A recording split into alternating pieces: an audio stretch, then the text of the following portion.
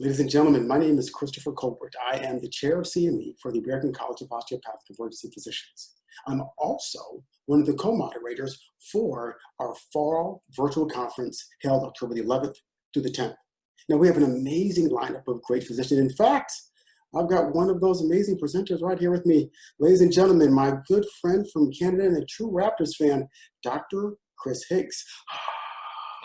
What? How you doing, Chris?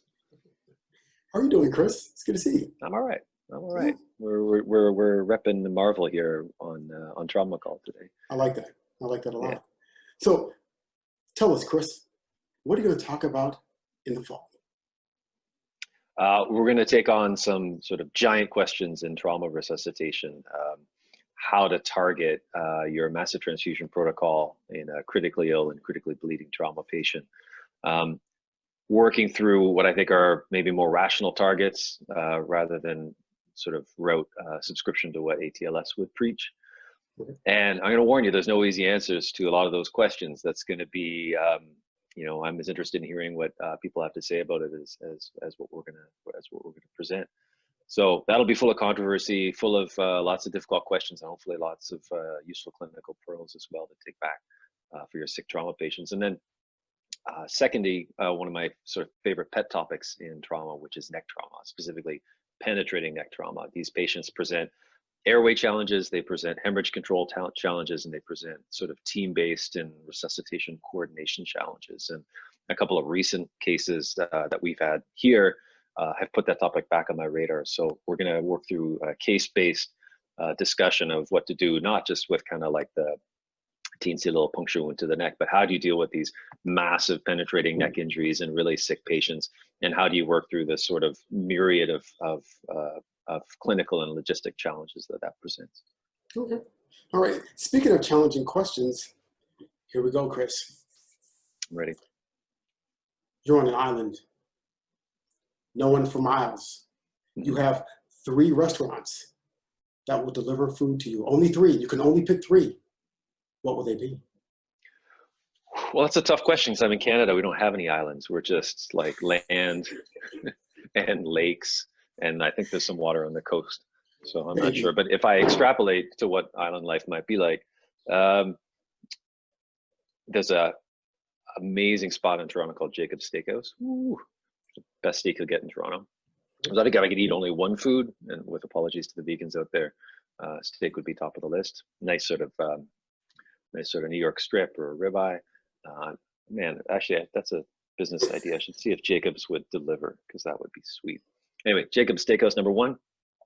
I've always said my desert island food, this is going to sound like a weird one for a desert island because it's not really tropical, is pho. I'm a huge pho fan. Okay. And you might know this, but Toronto is this amazing multicultural city with, you know, any food you want you can get, and there's these amazing pho restaurants. I don't think I could pick one, but I would have. I don't know if you can deliver pho. What kind of spilled? I go with pho. And then #3, there's this fantastic wood-fired pizza spot in my neck of the woods in the west end of Toronto. Called Pizzeria Defina. So these sort of amazing wood-fired pizzas that are a big hit with me and my boys. I've got 3, and so we do take it from there all the time. So nice. Steak, pho, wood-fired pizza. Those would be my 3. Question number 2. Other than being an amazing physician, stop. If there was another option for profession, Dr. Hicks, what would it be? Because astronaut's profession. No, it's not really like you're talking like a professional college of some kind. Can I just shoot for the stars here and say I'd be an shoot for the stars? Practically speaking, back in the day when it was time to make a decision about university, it was between music and science for me, and always wanted. I less so now, but played the piano a ton when I was younger, and I think if I didn't go into medicine, I'd probably want to do music. Okay, we're gonna stick with music. We're gonna stick with music. 2 favorite artists. Ooh. I mean, it's going to sound okay. I'll give you one boring one and one not boring one. Favorite classical composer of all time, Sergei Rachmaninoff. Amazing sort of modern contemporary classical composer, one of the greatest pianists in the history of the instrument. And Biggie Smalls, my favorite hip hop artist of all time. Unabashedly an East Coast guy, so let's not get that Biggie Tupac thing going. I'm an East Coast guy, so yeah, favorite hip hop artist of all time would be Biggie. Ladies and gentlemen, Real Doctors, Real Conversation, ACOEP. I am here with the brilliant Dr. Hicks, who loves pho, and Biggie Smalls.